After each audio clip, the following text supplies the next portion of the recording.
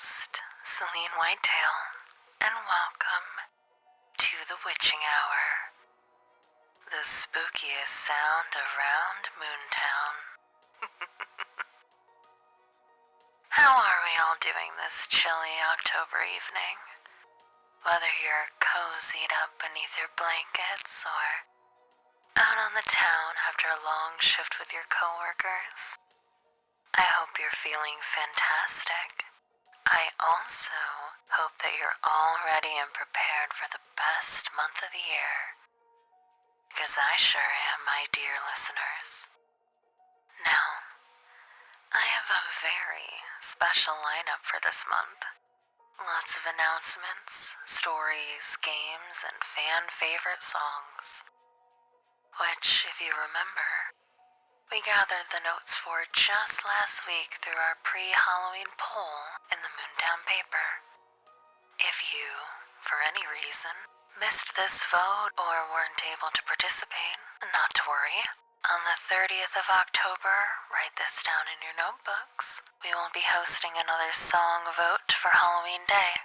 I repeat, on the 30th of October, All Hallows Eve, we will host another song vote for Halloween Day. This way, you'll have another opportunity to get involved with the Halloween fun. With all that out of the way, how about we get straight to the announcements? After all, we know how active our little town can be during this time of year. And it looks as though the mayor has lots of fun planned for the month ahead. Let me see here. Here we are. Here's the agenda for the week ahead, folks. Tomorrow, our beloved town council and decorating committee will begin to dress the town in black and orange, the staple colors of Halloween, as we all know. And they've left a little note here encouraging everyone to get involved. Whether it be through carving pumpkins or putting up lights, everyone is invited to help make our town the spookiest one around. Doesn't that sound great, listeners? I'll definitely be taking part myself. Why, I've already dusted off my box of decorations from the attic, and I am nothing short of excited to rip the bad boy open and... Oh. Excuse me, everyone. I'll be back in a second. Yes, I'm coming. Hello?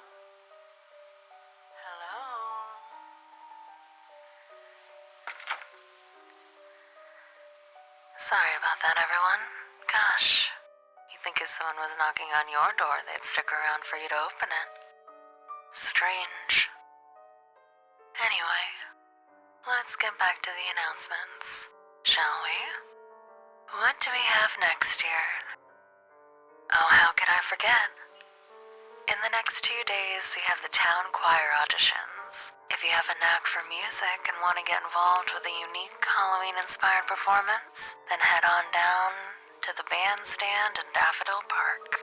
There you will meet 2 lovely choir teachers who are absolutely ecstatic to meet you all. Now, up next we have...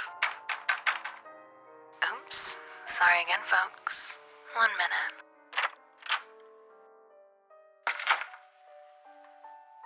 Sorry about that. Seems like we have a little bit of a ghost problem here in the studio this evening.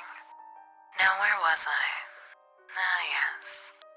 Next we have our annual pumpkin pie competition over at the Little Teacup Cafe on Sunday. Here, bakers will battle it out to see whose recipe will become the next big hit at the cafe. In other words, the winner will have their pumpkin pie sold at the cafe for the entire month. Talk about pumptastic. As usual, I will be a judge, so if you want to come and support. So if you want to give your support, come on down to the Little Teacup Cafe and be yet another reason I gained a couple of pounds this season. You all know that pumpkin pie is my favorite dessert, so come on down and impress me with your skills. It's almost time for the call of the hour already. In that case, let me get all set up to talk to you lovely folks on the other side of the radio. Alright then, Let's just turn the music off and... Perfect. Dear listeners, get ready to call in 3, 2, 1. Well, that was quick. Hello there and welcome, my friend. What brings you to the show this hour? Any questions or stories you'd like to share?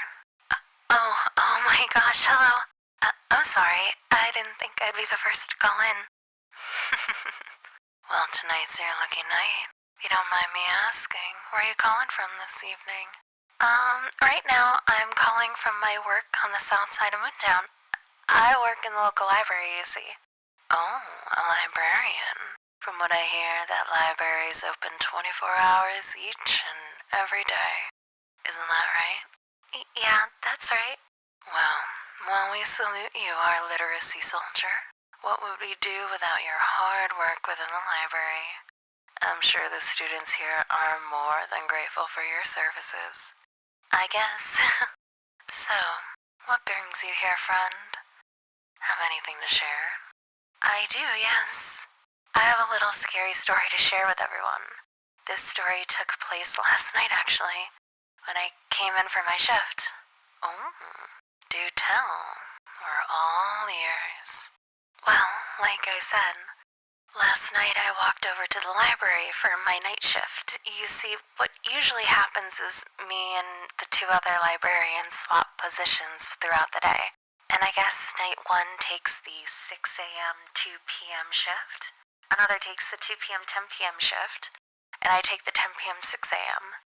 Anyways, I clocked into work as usual and got myself ready for this long night ahead. I even burned some songs onto my cassette before all of this as well, just so I had something to listen to throughout the night. Everything was going great, that is, until I heard something knocking on the window. It must have been about midnight when this happened. I got up from the reception desk and quickly made my way towards the window, but there was nothing. Just my confused reflection staring back at me. I remember shrugging it off as a tree branch or something and went to organize some books on a nearby shelf, but then, almost like magic, a tall man in a long gray trench coat appeared right behind me. He really made me jump. I dropped all my books as soon as I saw him. He was a really strange guy, the strangest I've ever met. He just stared down at me as I picked up all my books and didn't offer to help or anything. All he did was stare at me with those dull, emotionless eyes. You know how people say that the eyes are the window to the soul? Yeah, well, there was no soul behind his, trust me. When I got back up, I asked him if he needed any help, but again, all he did was stare. No talking, nothing. Then I noticed something. I caught a glimpse of the shirt he was wearing beneath his coat, and it looked soaked through with blood. In a panic, I ran to my desk to call for an ambulance, but as soon as I was put through to the dispatcher, he was gone. The man had simply vanished. I apologized, hung up the phone, and began to search the library thinking he might have wandered somewhere, but I never found him. And now I'm considering if it was just a ghost all along, or maybe even a hallucination. After all, it gets pretty tiring working the night shift. Although there's one thing stopping me from believing all this. And what's that? The bloody footprints from where he stood, still stained on the carpet. Oh gosh, the shivers I just got. Thank you so much for such a creepy yet fascinating story. Looks like we're both having some ghostly troubles this month. He wasn't a ghost. I know he wasn't. I know because I'm staring at those footprints right now. To all the good people listening, please look out for a man in a gray trench coat. I don't know if he needs help or what, but be on guard. I'm sure we all will, my friend. To everyone listening in right now, make sure you look out for the mysterious trench coat ghost. But he's not a ghost. That has a nice ring to it, actually. Let's see who else is calling. Perfect. Let me just put you through. Hello there. How are we doing this evening? All is well, I hope.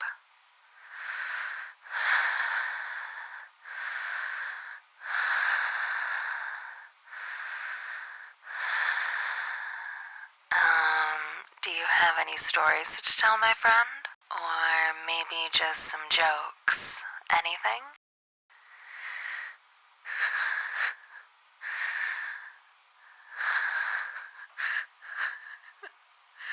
Ooh, I'm the notorious trenchcoat ghost, and I'm here to,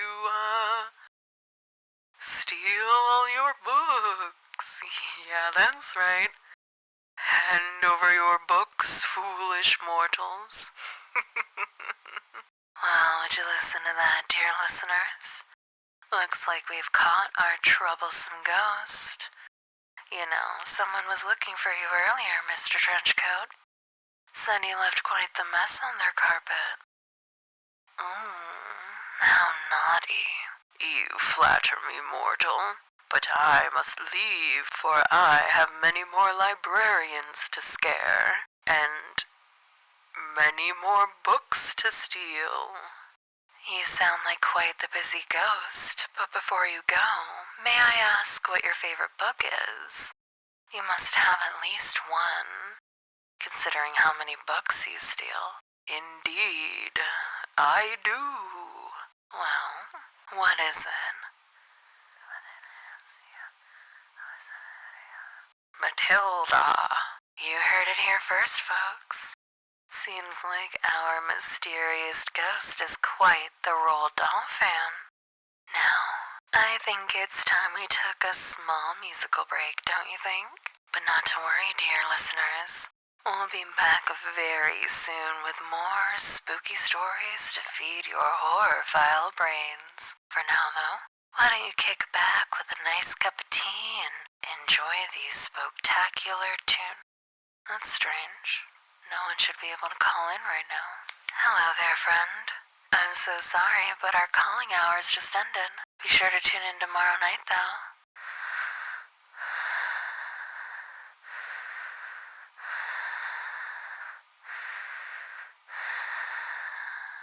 Oh, well, if it isn't our good old ghostly pal, how's the book stealing business treating you? No one's caught you yet, I hope.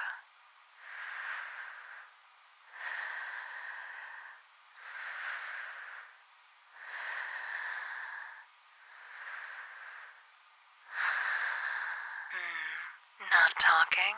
Well, how about you use those supernatural powers of yours and send me a sign?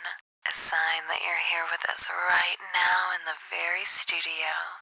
You can knock over my cup here, or whisper something in my ear. I know you ghosts love your whispering, so come on, lay it on me. Send me a sign, oh great trenchcoat ghost.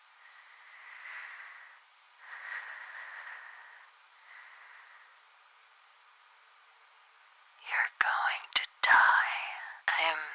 I'm sorry. Shit, what the fuck? Who are you? You need to leave. Leave right now before I call the police. No. No, wait. That coat. That trench coat. No, you can't be. There's no way.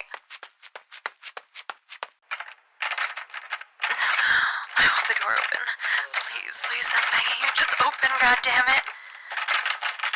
Please. No, leave me alone. Get away from me.